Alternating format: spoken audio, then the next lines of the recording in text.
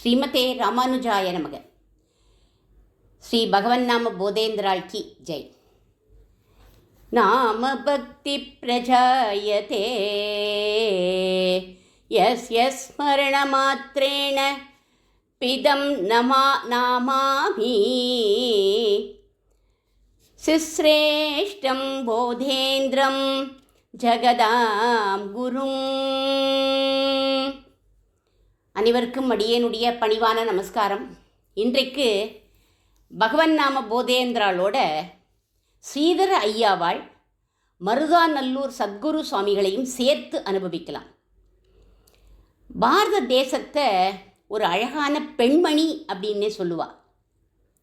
பாரத மாதா அப்படின்னு சொல்கிறோமே, அந்த மாதாக்கு பாத பூஜை பண்ணுறதாம் இந்து மகா சமுத்திரம், அதாவது இந்தியன் ஓஷன். அவளுக்கு எது திவ்ய கிரீடம் அப்படின்னா ஹிமாலயம். இந்த பாரத மாதா நிறைய ஆபரணங்கள்லாம் போட்டுருக்கா. என்ன ஆபரணம் அப்படிங்கிறத சுவாமி விவேகானந்தர் சொல்கிறார். The jewels of India are the spiritual giants of India அப்படிங்கிறார். அவள் காதில் குண்டலம், நெற்றியில் திலகம். அவளுக்கு எதுன்னா காஷ்மீர். அங்கே தான் சர்வஜ்ஞ பீடம் அப்படின்னு ஒரு சர்வஜ்ஞ பீடம் இருக்குது. அந்த பீடம் சொன்னாதான் அந்த மகான ஜெகதாச்சாரியார் அப்படின்னு ஏற்றுப்பான். பகவத் ராமானுஜர் ஜெகதாச்சாரியார், ஜகத்குரு சங்கராச்சாரியார் ஜெகதாச்சாரியார், மத்வாச்சாரியார், இவெல்லாம் இந்த காஷ்மீர பீடம் சொல்லி வந்தவா. உத்தரப்பிரதேசத்தில் உள்ள கபீர்தாசர், துளசிதாசர், அஷ்டசாப் கவிகள், சூர்தாஸ், இவெல்லாம் பாரத மாதாக்கு பதக்கம் போல நெக்லஸ் மாதிரி இருக்கலாம். இவளுடைய வங்கி எது அப்படின்னா வங்கதேசம்.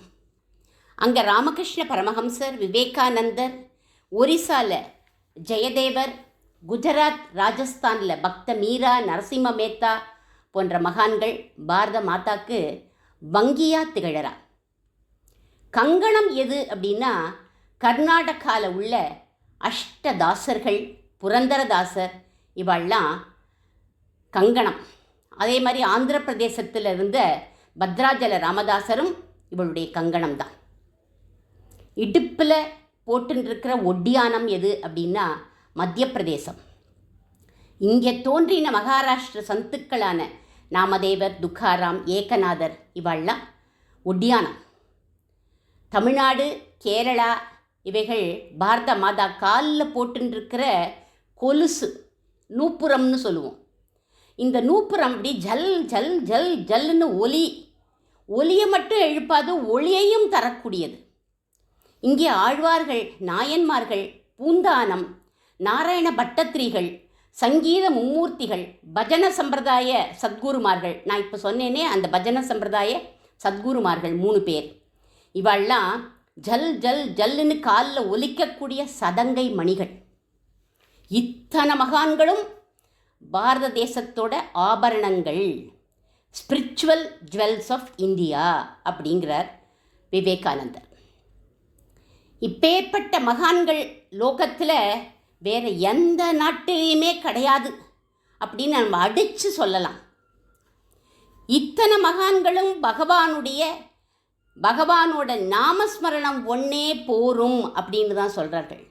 நீ யாகம் யஜ்ஞம் ஒன்றுமே பண்ண வேண்டாம், அவனுடைய நாமாவை சொல்லின்று போரும்ன்றார்கள். இவர்களில் போதேந்திர சுவாமிகள் நாம சித்தாந்தத்தில் பிரதானமாக இருக்கிறவர். பூரி ஜெகநாத க்ஷேத்திரத்தில் ராமநாமத்துக்கு நிரூபணம் காண்பிச்சார்னு போன எபிசோடில் பார்த்தோம். அதுக்கப்புறம் அங்கேயே கொஞ்ச காலம் தங்கி ராமநாம தீட்சையை எல்லாருக்கும் கொடுத்தார். திரும்ப காஞ்சிபுரம் வந்தார். அங்கே பல கிரந்தங்கள் எழுதினர்.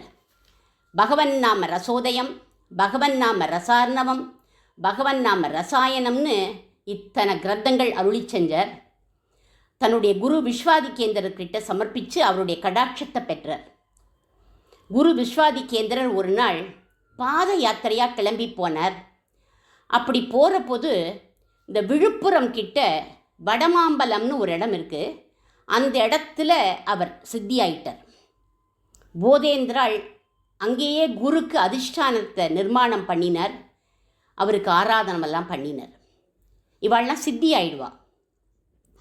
இவர் ஒரு நாள் திருவிசைநல்லூர் சீதர ஐயாவாளை சந்தித்தார். 2 பேரும் சமகாலத்தவர்கள். ஆனால் மருதாநல்லூர் சத்குரு சுவாமிகள் சமகாலம் இல்லை, கிட்டத்தட்ட 100 வருஷம் கழித்து வந்த மகான் இவர். சீதர ஐயாவால் அவர் எப்பேற்பட்டவர்னா ரொம்ப ரிச் ஃபேமிலியிலேருந்து வந்திருக்கார். இவர் மைசூர் மகாராஜா கிட்ட திவானாக இருந்தார். ஆனால் இந்த திவான் பதவியில் இவருக்கு கொஞ்சம் கூட ஆசையே கிடையாது. ஒரு நாளைக்கு தன்னோட பங்களா முன்னாடி நின்றுட்டு செடிக்கெல்லாம் தண்ணி ஊற்றின்னு இருக்காராம். தலையில் பெரிய முண்டாசெல்லாம் கட்டிண்டு தோட்டத்தில் வேலை பார்த்துட்டுருக்கார். அந்த சமயம் ராஜாவோட ஒரு சிப்பந்தி காவலாளி வந்தான். அவன் வந்து கேட்குறான், ஓய் பாகவதரே, திவான் இருக்காரா அப்படின்னு கேட்டான். இவர் ஒரே ஒரு பதில் தான் சொன்னார். என்ன சொன்னார்? திவான் போயிட்டான், பாகவதர் தான் இருக்கேன் அப்படின்னு விட்டார். அடுத்த க்ஷணம் அங்கேருந்து கிளம்பிட்டார். ஏன்னா திவான் பதவி விட்டுட்டார். எல்லாத்தையும் விட்டுட்டு பாத யாத்திரையாக நடந்து நடந்து திருச்சிராப்பள்ளிக்கு வந்துவிட்டார். திருச்சி அங்கே தாயுமானவர் சன்னதி இருக்குது, மலைக்கோட்டை கீழே. அங்கே தங்கி அங்கே சிவபெருமான் பேரில் நிறைய கிரந்தங்கள் பாடியிருக்கார். அதில் ஒன்று மாத்ருபூத சதகம் அப்படின்னு பாடினார். அங்கேருந்து அதுக்கப்புறம் திருவிசைநல்லூருக்கு வந்துட்டார். இங்கே தான் இவர் பிரகாசமாக இருந்தது. சதாசிவ பிரம்மேந்திராளோட அடிக்கடி சம்பாஷணை பண்ணுவார்னு ஏற்கனவே பிரம்மேந்திராள் சரித்திரத்தில் நான் சொல்லியிருக்கேன். ஒரு சமயம் ஸ்ரீ ஜெயந்தி உற்சவம் வந்தது. அந்த ஊர்க்காரெல்லாம் ஒரு கிருஷ்ண படத்துக்கு அலங்காரம் பண்ணி சின்ன ரதத்தில் வச்சுட்டு புறப்பாடு பண்ணுறா. வீதியில் ஊர்வலமாக எழுந்துருளை பண்ணிட்டு வரா. இவர் தன்னுடைய கிரகத்தில் உட்காண்டு தம் அத்புதம் பாலகம் அம்புஜேக்ஷணம் அப்படின்னு பாகவதத்தில் தசமஸ்கந்தம் படிச்சுட்டு இருக்கார். சுவாமி தன்னுடைய வீட்டு வாசல் கிட்ட வரப்போது தாம்பூலத்தட்டை கொடுக்கலாம் அப்படின்னு நினச்சிட்டு படிச்சுட்டு இருக்கார்.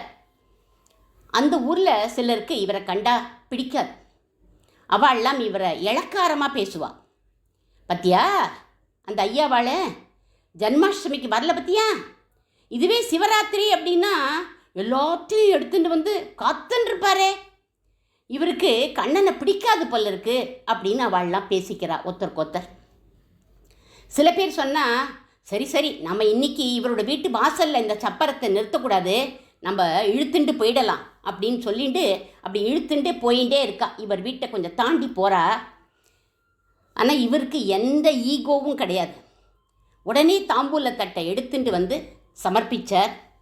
ஆசையாக அந்த படத்தில் இருக்கிற கண்ணனை பார்த்தார், சேவிச்சார், உள்ளே வந்துவிட்டார். உள்ளே வந்து இவருடைய கண்ணனுக்கு இவர் ஒரு கண்ணை விக்கிரகம் வச்சுட்டுருக்க. அந்த கண்ணனுக்கு டோலோத்சவம் பண்ணுறார். டோலோ நவரத்னமாலா அப்படின்னு கண்ணன் பேரில் ஒரு சோஸ்திரம் பண்ணியிருக்கார். இவர் அதை பாடின்னு இருக்கார். இவர் வீட்டை தாண்டி அந்த ஊர்வலம் போச்சு இல்லையா, அப்போது திடீர்னு எல்லாரும் சொல்கிறா, நிறைய பேர், ஏய் கண்ணனை காணுண்டா, படத்தில் ஃப்ரேம் தான் இருக்குது, கிளாஸ் தான் இருக்குது, கண்ணனை காணுமே அப்படின்னு கத்துறா எல்லாரும். சிலர் சொன்னால், இந்த ஐயாவாள் நின்றுட்டு கண்ணனை முழிச்சு பார்த்தார் இல்லையா, அவர் தான் அந்த கண்ணனை முழுங்கிட்டார் அப்படின்னா. உடனே கொஞ்சம் பேர் என்ன பண்ணா, இவருடைய வீட்டுக்குள்ளே வந்து பார்க்குறா, பிரமிச்சு போயிட்டாவா. உள்ள அழகாக ஊஞ்சல், திவ்யமான டோலையில் ஆட்டின் இருக்கார் கண்ணனை வச்சு. எஸ் ஸ்ரீதர கலிதமா கலையன் அப்படின்னா என்ன அர்த்தம்? ஸ்ரீ அப்படின்னா ஸ்ரீதேவி நாச்சியார், தரா அப்படின்னா பூமி தேவி. இவரோட பேர் என்ன? ஸ்ரீதர ஐயாவாள். ஸ்ரீதேவியும் பூதேவியும் ஆற்றா, ஊஞ்சலை ஆற்றா அப்படின்னு அர்த்தம். தன்னையே ஸ்ரீதேவியாகவும் பூமாதேவியாகவும் ஆக்கிண்டு அந்த தொட்டில ஆற்றாராம். என்ன பாட்டு பாடுறாருன்னா, ஜகதோதாரணா அடிசிதழ யசோத ஜகதோ தாரணா அப்படின்னு அந்த பாட்டை பாடி ஆட்டின்னு இருக்கார்.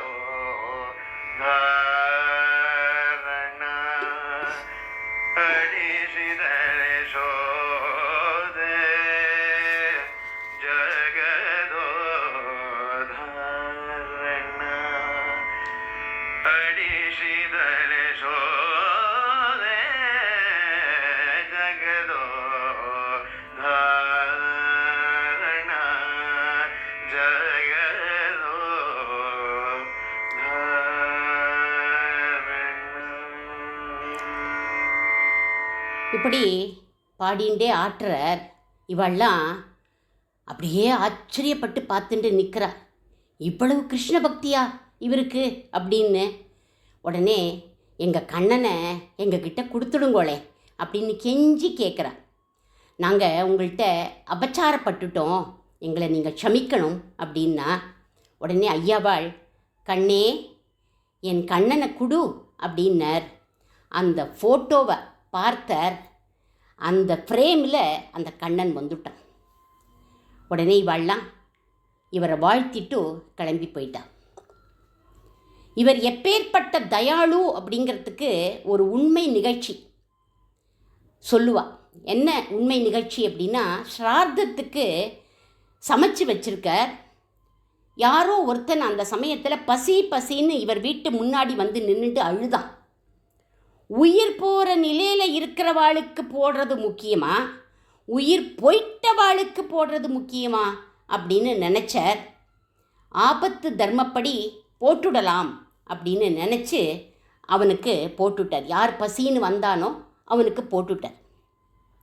அப்போது சிலரெல்லாம் இதை ரொம்ப பெரிய இஷ்யூவாக பண்ணிட்டார். உடனே இதுக்கு பரிகாரம் பண்ணணும் அப்படின்னு அந்த ஊரில் இருக்கிறவாள்லாம் சொன்னா. என்ன பரிகாரம் பண்ணணும் சொல்லுங்கோ அப்படின்னு கேட்டார். கங்கைக்கு போய் ஸ்நானம் பண்ணிட்டு வா அப்படின்னார்கள். அப்போது இவருக்கு வயசு 80. கங்கைக்கு போகிறதுன்னா ஈஸி இல்லை, நடந்து நடந்து தான் போகணும். எப்படி போவார்? இவருடைய வீட்டு கிணத்துக்கிட்ட போய் நின்றுட்டு கங்காஷ்டகத்தை பாடினர். ஆதிசங்கர பகவத்பாதர் பாடியிருக்கார். அதை பாடினர். கங்காதரா, பகீரதன் தபஸ் பண்ணதும் உன் ஜடையிலேருந்து ஒரு பாற்றை அவிழ்த்து விட்டையே, அது மாதிரி இன்னைக்கு எனக்காக மற்றொரு ஜடையை அவிழ்த்து விட, இந்த கணத்தில் அந்த கங்கையை விட, உன்னோட கருணா பிரவாகமான கங்கா பிரவாகத்தை விட அப்படின்னு சொல்லி அந்த அஷ்டகத்தை பாடின்னு இருக்கார். நாதோபாசனை பண்ணுறவா சொன்னால் பலிச்சுடுமா. ஜய ஜய கங்கே ஜய ஜய கங்கே ஜய ஜய கங்கே ஜய ஜய கங்கே அப்படின்னு அவர் சொல்லி பாடிண்டே இருக்கிற போது அந்த கணத்துலேருந்து கங்கை அப்படியே பொங்கி பொங்கி பொங்கி பொங்கி வந்துட்டாளாம். எப்படி கங்கை தான் வருது அப்படின்னு தெரிஞ்சுது அப்படின்னு கேட்குறா எல்லாரும். விளக்கு, புஷ்பம், துணி எல்லாம் அந்த கங்கையில் போட்டிருப்பா. அதெல்லாம் அடிச்சுட்டு வரதான். நல்ல வேளை என்ன வரல அப்படின்னா டெட் பாடி வரலையாம், எல்லாம் வந்துதான். இவர் சந்தோஷமாக அதில் குளிக்கிறார். என்னை ஸ்நானம் பண்ணுன்னு சொன்னேலே, கங்கையில் நான் ஸ்நானம் பண்ணுறேன் அப்படின்ட்டு எல்லாரையும் வாங்கோ நீங்களும் வந்து ஸ்நானம் பண்ணுங்கோன்னு கூப்பிடுறார். எல்லாரும் அவாவா வீட்டு கேட்டை பிடிச்சிட்டு மேலே தொங்கின்னு நிற்கிறார். ஏன்னா சுவாமி எங்கள் வீட்டு சாமானெல்லாம் மிதக்கிறது, கங்கை அப்படி பிரவாகமாக வர எல்லார் வீட்டையும் மூழ்கடிச்சிட்டா, எப்படியாவது அடக்குங்கோ சுவாமி அடக்குங்கோ சுவாமி அப்படிங்கிற, ஒத்துருமே குளிக்க வர மாட்டேங்கிறா. உடனே ஐயாவாள் சொன்னார், மம கூபே ஸ்திரா பவ அப்படின்னு, என்னுடைய கணத்திலேயே நீ ஸ்திரமாக இரு அப்படின்னு விட்டார். இன்றைக்கும் அந்த இடத்துல கார்த்திகை அமாவாசை அன்னைக்கு கங்கா கர்ஷன உற்சவம் அப்படின்னு பண்ணுவா. ஸ்ரீதர ஐயாவாளோட ஞாபகார்த்தமாக எடுத்து எடுத்து ஜலத்தை கொட்டி கொட்டி எல்லாரும் ஸ்நானம் பண்ணுவா அந்த சமயத்தில். ஏன்னா கங்கை இருக்காங்க. காவேரியே வறண்டு போயிடும் அந்த பக்கத்தில், அந்த திருவிசை நல்லூரில். ஆனால் இந்த கணத்தில் மட்டும் ஜலம் வறண்டே போகாதான் அப்படின்னு சொல்லுவாள். இப்படி பல சம்பவங்கள் இவருடைய சரித்திரத்தில். கோவிந்தபுரத்தில் போதேந்திராள் இவரை சந்தித்தார். போதேந்திராள் ஒரு சந்நியாசி. சந்நியாசி ஸ்தானத்தில் அவர் பெரியவர். ஐயாவாள் கிரகஸ்தர், வயசில் பெரியவர். ஆனால் போதேந்திராளுக்கு ஐயாவாள் கிட்ட பக்தி ஜாஸ்தி. ரெண்டு பேரும் சேர்ந்து சேர்ந்து சேர்ந்து தான் கிராமம் கிராமமாக போவா. பகவன் நாமாவை ரெண்டு பேரும் உபதேசம் பண்ணுவா. ரெண்டு பேரும் போனால் எப்படி இருக்கும் அப்படின்னா பரமேஸ்வரனும் ஸ்ரீமன் நாராயணனும் போகிற மாதிரி இருக்கும் அப்படின்னு சொல்லுவாள். ஒரு சமயம் சாதுர்மாசிய விரதத்துக்காக போதேந்திராள் பெரம்பூருங்கிற கிராமத்துக்கு வரார். அந்த கிராமத்தில் வந்து சாதுர்மாசி விரதத்தை ஆரம்பிக்கணும்னு அங்கே தங்கியிருக்கார். அங்கே ஒரு கிரகஸ்தர் இவர் பிட்சைக்கு அழைக்கிறார். இவரும் சரி வரேன் அப்படின்னு விட்டார். பரம பாக்கியமாக நினச்சிட்டார் அந்த கிரகஸ்தர், சந்தோஷப்பட்டார். இவர் வந்த உடனே இவருக்கு இலை போட்டு அவள் தர்மபத்தினி எல்லா பதார்த்தங்களையும் பரிமாறினான். இவர் சாப்பிட்டுட்டே இருக்கார். இந்த தம்பதிக்கு ஒரு பையன், சின்ன வயசு தான், 4-5-6 வயசு இருக்கும். அவன் ஊமை, பேச மாட்டான். அவன் போதேந்திராள் இலையல்ல பரிமாறி இருந்ததை சில பதார்த்தங்களை காண்பிச்சு காமிச்சு ப ப ப, அதாவது தனக்கு வேணும் அப்படின்னு ஜாடை காமிச்சு காமிச்சு ப ப பன்னா. சுவாமிகள் இதை கவனிச்சுட்டார். கண்ணீர் வந்துடுத்து அவருக்கு. நான் பண்ணின சித்தாந்தத்தில் கரையேற முடியாத ஒரு ஜீவனம் இருக்கே அப்படின்னு, சர்வ ஜனங்களும் ராம நாமத்தை சொல்லி கரையேறலாம்னு இருக்கிற போது ஒரு ஊமை கரையேற முடியாது போல இருக்கே, இந்த குழந்தைக்கு என்ன கதி அப்படின்னு நினச்சி கண்ணீர் விட்டுட்டு பாதியிலேயே சாப்பிடாமல் எழுந்துன்னுட்டார். சுவாமி நீங்கள் இதுக்காக கண்ணீர் விடலாமா, என்னுடைய கர்மா நான் அனுபவிக்கிறேன் அப்படின்னு ரொம்ப விவேக்கியாக அந்த கிரகஸ்தர் சொன்னார். இவனுக்கு என்ன கதின்னு நினச்சேன்ப்பா, கண்ணீர் வந்துடுத்து அப்படின்னார். குருதேவா அவனுக்கு கதி கிடச்சுடுத்தே அப்படின்னார் அவர். நாமஸ்மரணம் தான் கதின்னு நீங்கள் சொன்னேன். அந்த நாமஸ்மரணத்துக்கும் ஆதாரமான ஒரு கதி உண்டு, அது குரு கிருப்பை. அந்த குரு கிருப்பை அவனை காப்பாத்தாதா, அவனுக்கு அது கிடச்சுடுத்தே இப்போ அப்படின்னு சொல்லிகிட்டே இருக்கிற போது உள்ளேந்து ராமா ராமா ராமா ராமா அப்படின்னு ராம நாம சப்தம் வரதான். எல்லாரும் ஆச்சரியமாக திரும்பி பார்க்குறா. அந்த குழந்தை போதேந்திராள் சாப்பிட்ட இலையிலேருந்து தான் எந்த பதார்த்தத்தை விரும்பி சாப்பிடணும்னு ஆசைப்பட்டானோ அதை எடுத்து சாப்பிட்டுண்டே ராமன் நாமத்தை சொல்கிறானா அவன். உச்சிஷ்டான பிரசாதேன யத் காருண்யரசான்னவதா மூகம் சகார வாசாலம் போதேந்திரம் தம் பஜாம்யகம். உச்சிஷ்டான பிரசாதேன, போதேந்திராள் சாப்பிட்ட உச்சிஷ்டத்தை சாப்பிட்ட உடனே மூகம் சகார வாச்சாலம், பேச வந்துடுத்துன்னு சொல்லலை, ராமநாமம் வந்துடுத்து அப்படின்னு சொல்கிறார். உடனே சத்ய ஏவ அர்ப்பகசோபி திவ்ய ஞானம் அவாப்பியச்ச நனர்த்த பிரேம பாவேன கிருஷ்ண கிருஷ்ண ராமேதி கீர்த்தயன். கிருஷ்ணா ராமா ராமான்னு அந்த குழந்தை குதிக்கிறத பார்த்து அந்த தம்பதிகள் சந்தோஷப்பட்டா. அவள் சொல்கிறா, குருவோட உச்சிஷ்டத்தை காட்டிலும் குரு கடாட்சத்தினால தான் அவனுக்கு நாமருச்சி வந்தது அப்படின்னு சொன்னார்கள். சாதுர்மாசியம் முழுக்க அந்த குழந்தை போதேந்திராள் கூடவே இருந்து அவருக்கு எல்லா கைங்கரியமும் பண்ணித்து அந்த குழந்தை. அவர் கிளம்புற போது கண்ணீர் விட்டு அழறது அந்த குழந்தை. சுவாமிகள் விட்டுட்டு போகிறாரே அப்படின்னு சுவாமிகள் தன்னுடைய ஸ்ரீ பாதுகைகளை கொடுத்து சமாதானப்படுத்தினார். இனிமே இந்த பாதுகைகளுக்கு கைங்கரியம் பண்ணிட்டு இருப்பா அப்படின்னு கடாட்சம் பண்ணிட்டு கிளம்பிட்டார். இன்றைக்கும் அங்கே அந்த பெரம்பூருங்கிற இடத்துல இந்த பாதுகை இருக்குது அப்படின்னு சொல்கிறார். திருக்கோகர்ணம்ங்கிற க்ஷேத்திரத்துக்கு வந்தார். நிறைய பேருக்கு நாம தீட்சை எடுத்து வைக்கிறார். அப்போது அங்கே ஒரு வேசி இவர்கிட்ட சொல்கிறார், நான் நிறைய பாபம் பண்ணியிருக்கேன் சுவாமி, அதை நினச்சி இப்போ நான் வருத்தப்படுறேன், எனக்கு நீங்கள் நாம தீட்சை கொடுப்பேளா, நான் வாங்கிக்கலாமா உங்ககிட்டேந்து அப்படின்னு கேட்டார். அவளுக்கும் நாம தீட்சை கொடுத்தார். சிலர்லாம் சொன்னால் இவளுக்கு போய் நாம தீட்சை கொடுத்துருக்காரே ஒரு வேசி அப்படின்னு கேலி பண்ணான். ஆனால் இவள் ஸ்ரத்தையாக அந்த ராம நாமத்தை சொல்லின்னு இருந்தா. அந்த உபாசன பலம் அவளுக்கு விவேகத்தை கொடுத்துருத்து. அடுத்தது அவளுக்கு ஞானத்தை கொடுத்தது. அந்த ஞானத்தினால இவள் பரம பவித்திரமாயிட்டாளாம். இந்த விஷயம் போதேந்திராளுக்கு தெரிஞ்சு போயிடுது. திரும்ப அந்த கிராமத்து வழியாகவே வரார். அன்னைக்கு ஏகாதசி. இவள் போதேந்திராளை சேவிச்சா. அடுத்த நாள் துவாதசிக்கு சுவாமிகள் தீர்த்தம் கொடுத்தார். அதை வாங்கிட்டு அவர் முன்னாடியே பத்மாசனம் போட்டு உட்காண்டா.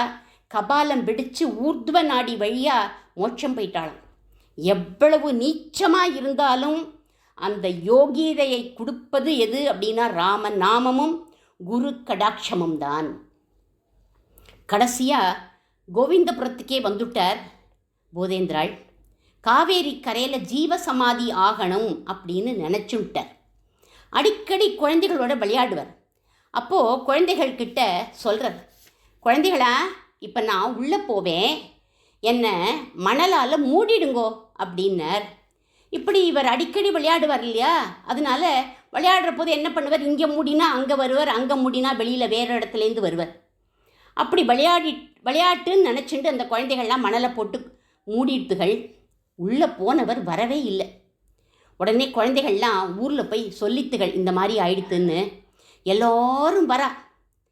மண்ணை பறிக்கலாம் அப்படின்னு நினைக்கிற போது ஒரு குரல் கேட்குறது, இங்கேயே நான் ஜீவ சமாதியில் இருக்கேன், இங்கேருந்தே என்னோட தவ பலன் உங்கள் எல்லாருக்கும் வரும், ராமநாமம் உங்களை காப்பாற்றும் அப்படின்னு விட்டார். உடனே யாருமே கிட்டக்க போகலை. ரொம்ப வருஷம் ஆயிடுது. அவர் எங்கே இருக்கார் அப்படின்னு யாருக்குமே தெரியாது. இவரை கண்டுபிடிக்கிறதுக்கு ஒரு மகான் வரார். யார்? மருதாநல்லூர் சத்குரு சுவாமிகள். இவர் போதேந்திராள் காலத்துக்கு அப்புறம் 100 வருஷம் கழித்து அவதாரம் பண்ணின ஒரு மகான். போதேந்திராளும் ஐயாவாளும் பகவன் நாம பெருமையை நிர்ணயம் பண்ணினா அந்த நாமாவை இவர் சங்கீர்த்தனமாக பாடி கொடுத்தாராம். மராத்தி, தெலுங்கு, கன்னடம், தமிழ், ஹிந்தின்னு 5 பாஷை ஞானம் உள்ளவர் இவர். அந்தந்த பாஷையில் இருக்கக்கூடிய கீர்த்தனங்களுக்கு பஜனை சம்பிரதாயத்தில் இவர் இடம் கொடுக்கிறார். அதெல்லாம் கீர்த்தனமாக பண்ணியிருக்கார். ஜெயதேவருடைய கீத கோவிந்தம் பாடுறோமே அஷ்டபதி, அதுக்கு இவர் ராகம் அமைச்சிருக்கார். பஜனை சம்பிரதாயத்தை ஆசேது ஹிமாச்சலம் போய் பரப்பிட்டு வந்தார். இவரும் எங்கே அவதாரம் அப்படின்னா திருவிசைநல்லூரில் தான் அவதாரம். தெலுங்கு பிராமண குடும்பத்தை சேர்ந்தவர் இவர். இவருக்கு வெங்கட்ராமன் அப்படின்னு பேர். 5 வயசு வரை இவர் ஒரு வார்த்தை கூட பேசலையாம். அப்போது கோவிந்தபுரத்தில் இருந்த ஒரு பாகவதர் தன்னுடைய குருநாதரான போதேந்திரர் சொன்ன ராம நாமத்தை கொடுத்தார். உடனே ராம நாமத்தை சொல்ல ஆரம்பிச்சுடுத்து இந்த 5 வயசு குழந்தை வெங்கட்ராமன். ஆக்சுவலாக இவர் ஊமை இல்லை, பேசினா டைரக்டாக ராமநாமம் தான் சொல்லணும், அதுவும் குரு மூலமாகத்தான்ங்கிறதுனால தான் இத்தனை நாளாக பேசாமல் இருந்து தான் இந்த குழந்தை.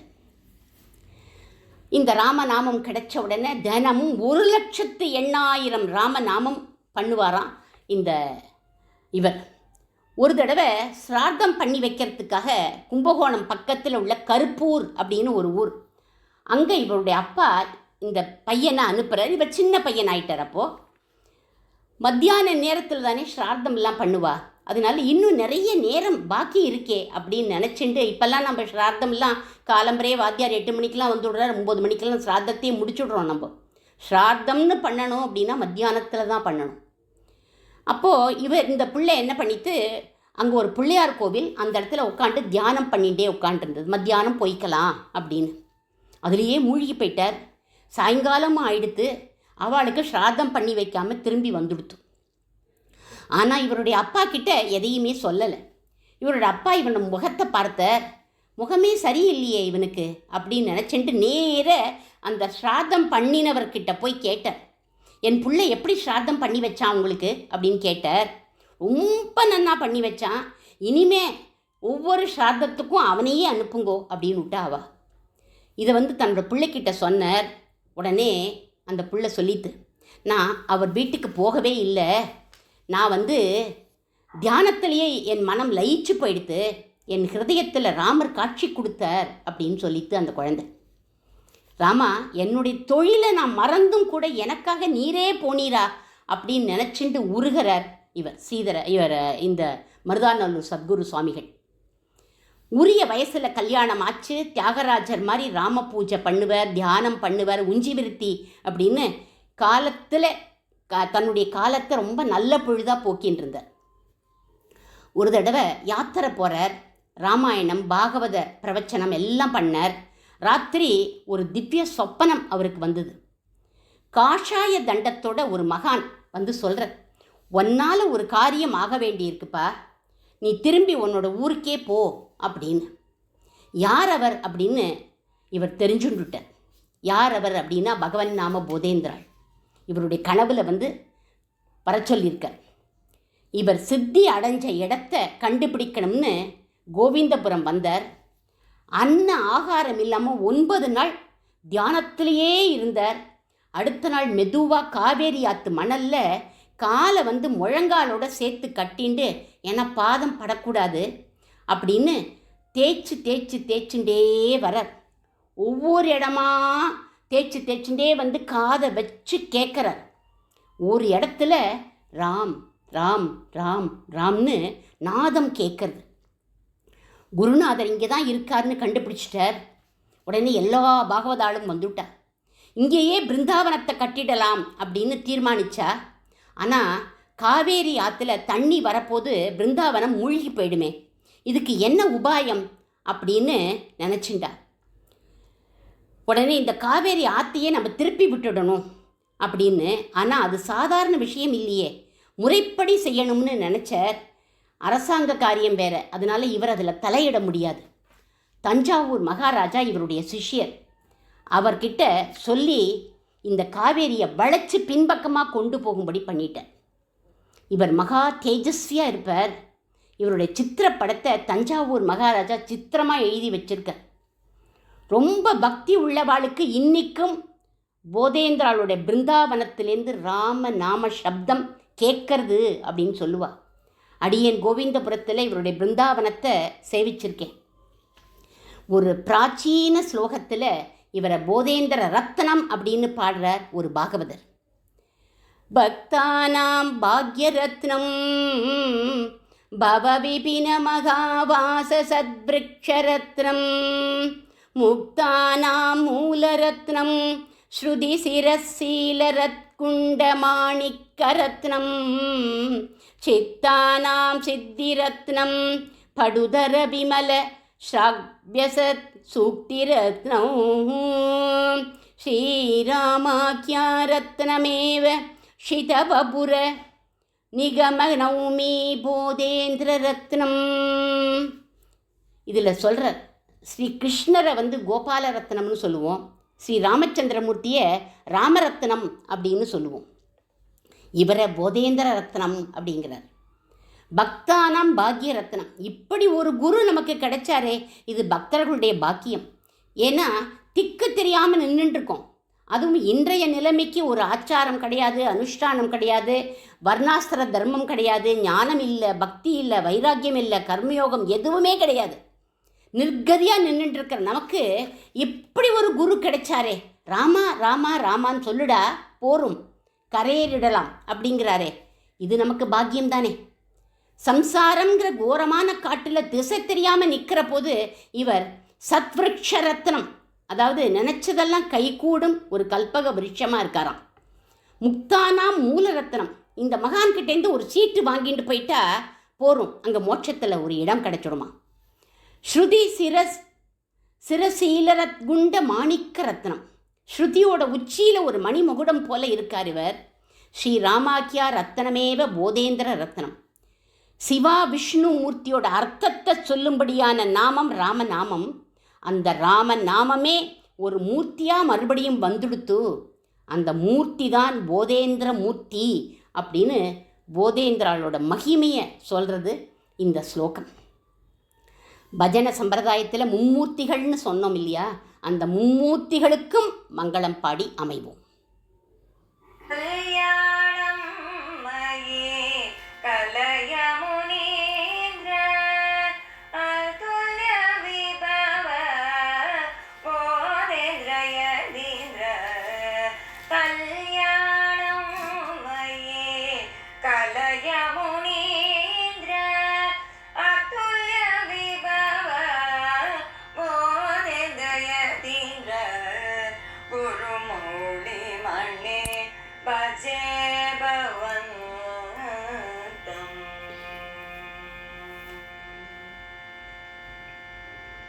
साधु जन श्लाघित सत्कीर्ते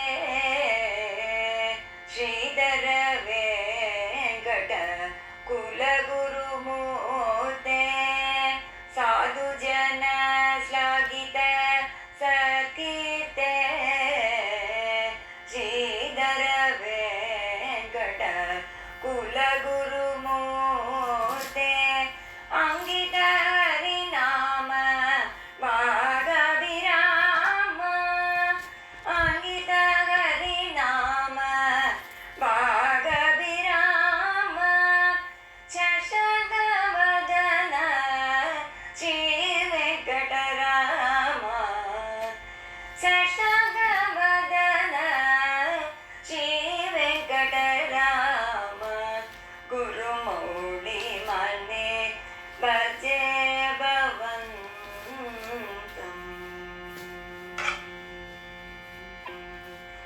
कंटित मानस सकृष्टोम पंडित पूजित कोदंड